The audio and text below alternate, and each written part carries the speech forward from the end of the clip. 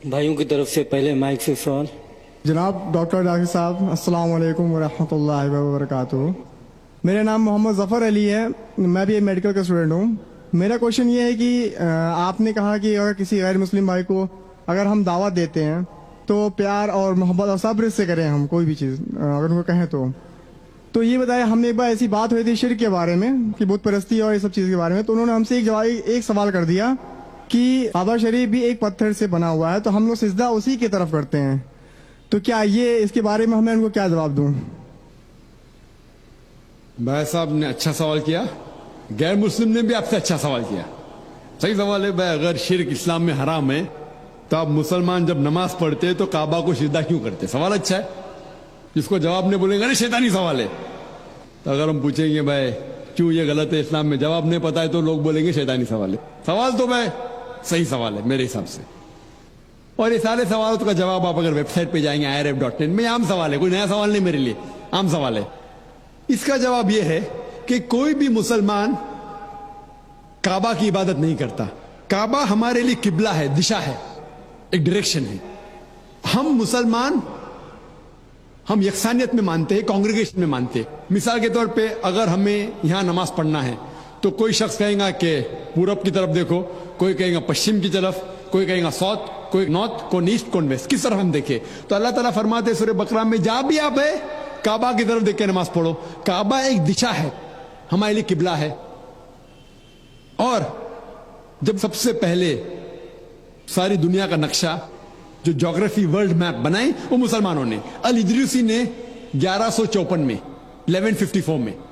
اور جب مسلمان جغرافی ورلڈ میپ بناتے تھے تو ساؤتھ پول اوپر تھا اور نارتھ پول نیچے تھا اور کعبہ بیچ میں تھا. یہ ویسٹرنرز انگریز لوگ آئے اور میپ کو الٹا کیا, نارتھ پول اوپر ساؤتھ پول نیچے, بٹ پھر بھی الحمدللہ کعبہ سینٹر میں ہی ہے, بیچ میں ہی ہے. تو دنیا کے کوئی بھی حصے میں آپ کعبہ کی طرف دیکھ کے آپ نماز پڑھو. ہم جب مکہ جاتے ہیں عمرہ کے لیے یا حج کے لیے تو ہم کعبہ کے گول طواف کرتے ہیں. کعبہ کے گول طواف کرتے, سرکمامبولیٹ کیوں کرتے؟ کیونکہ اللہ کا حکم ہے, اللہ کے رسول کا حکم ہے, کرتے ہیں. لیکن لاجیکلی سوچ سکتے ہیں کہ ہر دائرے کا, ہر سرکل کا ایک ہی سینٹر ہے, ایک ہی بیچ کا سینٹر ایک ہے. تو ہم جب طواف کرتے ہیں, گرد گھومتے ہیں, یہ تسلیم کر رہے کہ اللہ ایک ہے, اسی لیے ہم طواف کرتے ہیں.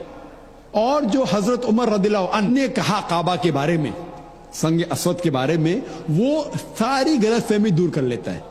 حضرت عمر رضی اللہ عنہ کہتے ہیں, صحیح بخاری میں ذکر ہے, والیوم نمبر 2 کتاب الحج چیپٹر نمبر 56 حدیث نمبر 675 میں حضرت عمر فرماتے ہیں رضی اللہ عنہ کہ یہ سنگ اسود, یہ کالا پتھر, نہ میرے لیے کوئی اچھا کام کر سکتا ہے نہ برا, نہ میرے لیے برا ہے نہ میرے لیے اچھا ہے, کیونکہ میرے رسول نے اس کو چوما, اس لیے میں چوم رہا ہوں. نہیں تو یہ کالا پتھر نہ میرے لیے کوئی بھلائی کر سکتا ہے نہ برائی کر سکتا ہے.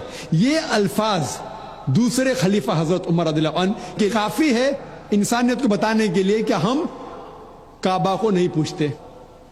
اور ایک تو نقطہ ہم غیر مسلم سے کہہ سکتے, اور جو میں اکثر کہتا ہوں, کہ محمد صلی اللہ علیہ وسلم کے دور میں کئی صحابہ کعبہ پہ کھڑے ہو کے اذان دیتے تھے.